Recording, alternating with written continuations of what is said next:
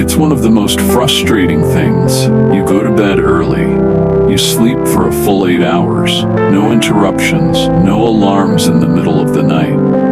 And yet, when you wake up, you feel drained, foggy, like you didn't sleep at all. And you wonder, what's wrong with me? Why am I still tired?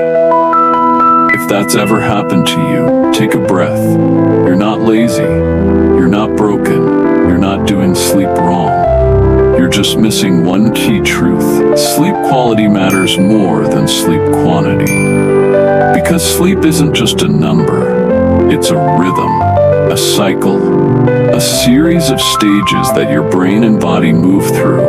Light sleep, deep sleep, and REM. And if those stages get interrupted, even slightly, the 8 hours you spent in bed won't feel like 8 hours of rest. It'll feel like you ran a marathon in your dreams and woke up at the finish line. So what messes with your sleep quality? First, let's talk about sleep cycles. Each full sleep cycle lasts around 90 minutes. Over the course of a night, you go through 4 to 6 of these cycles. But not all sleep stages are created equal. You get most of your deep restorative sleep in the first half of the night, and most of your vivid dreaming REM sleep in the second half. If something pulls you out of these cycles, like stress, caffeine, alcohol, light, or even overheating, you may still sleep for 8 hours, but your body never gets into those deeper states long enough to recover. Let's take cortisol, for example, the stress hormone. If your cortisol levels are high at night because of emotional stress, too much screen time, or even blood sugar imbalances, your body stays in a more alert state. You might not wake up fully, but your brain stays in lighter sleep, unable to drop into the deeper healing stages. You wake up and your body says, "Sorry, I was on guard all night." Then there's sleep fragmentation. These are those tiny micro-awakenings you don't even remember. Maybe you roll over. Maybe your room's too hot. Maybe you snore or have sleep apnea. Maybe your partner moves. You don't fully wake up, but your brain flickers just enough to reset the cycle. When that happens over and over, your sleep gets chopped up into little pieces, and that leaves you tired, even if the clock says 8 hours passed. And let's not forget circadian rhythm, your internal clock.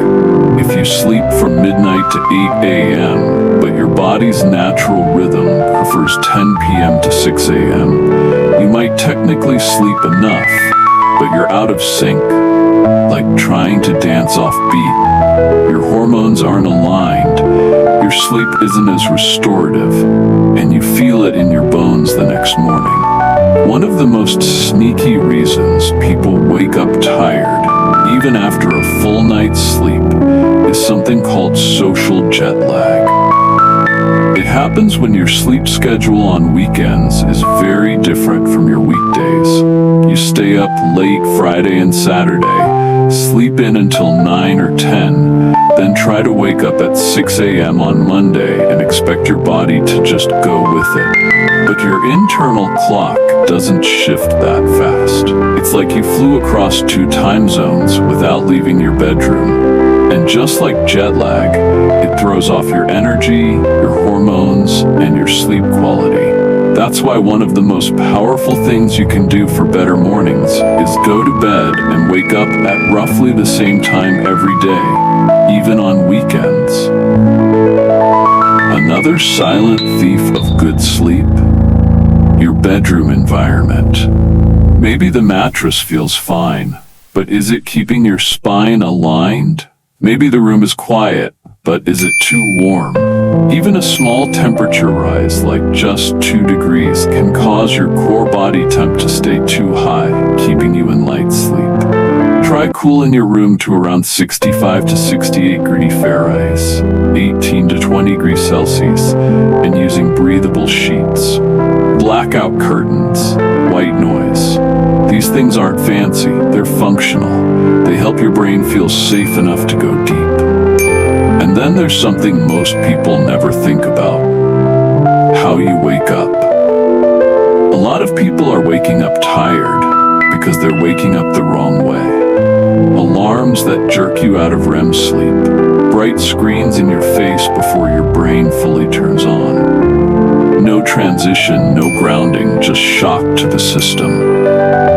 Your nervous system stays tense even though you just slept. That's why you can actually feel groggier waking up from 9 hours than you did from 6. Because it's not just about sleep time, it's about sleep rhythm and sleep exit. What helps? Try waking up with light instead of sound. Natural light or a wake-up lamp that gradually brightens. Let your body rise slowly. Stretch. Drink water. Step outside if you can. Let your circadian clock know the day has begun. And just like your evenings need a wind-down ritual, your mornings need a rise-up rhythm. When you give your nervous system that transition, it can carry the benefits of sleep into the rest of your day.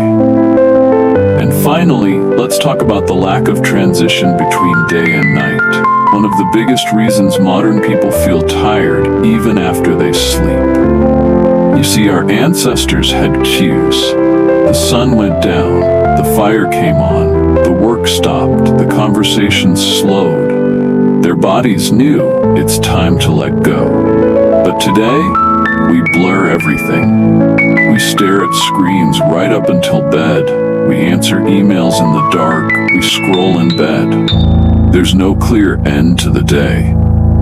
And when the brain doesn't get that ending, it keeps running. Even when you're asleep, it's still buzzing beneath the surface.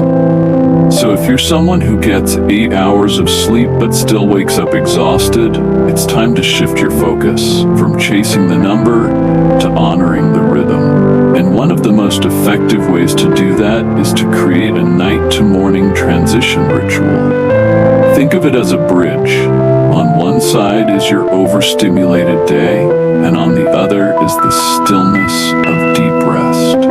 And in the morning, you need a bridge again, from the softness of sleep into the clarity of waking. Let's start with the evening bridge.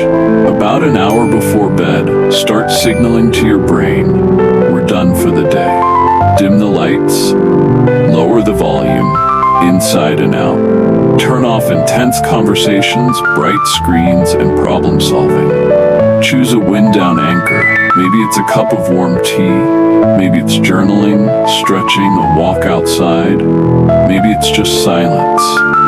The point isn't perfection. It's permission to stop pushing, to stop fixing, to let the system close. Then when you sleep, your body has the signal it needs to go deep, to cycle through light, deep, and REM sleep without confusion, to repair, to reset. And now we come to the morning bridge, which is just as important. When you wake up, avoid diving into the day like you're being chased. Give yourself 10 minutes of slowness.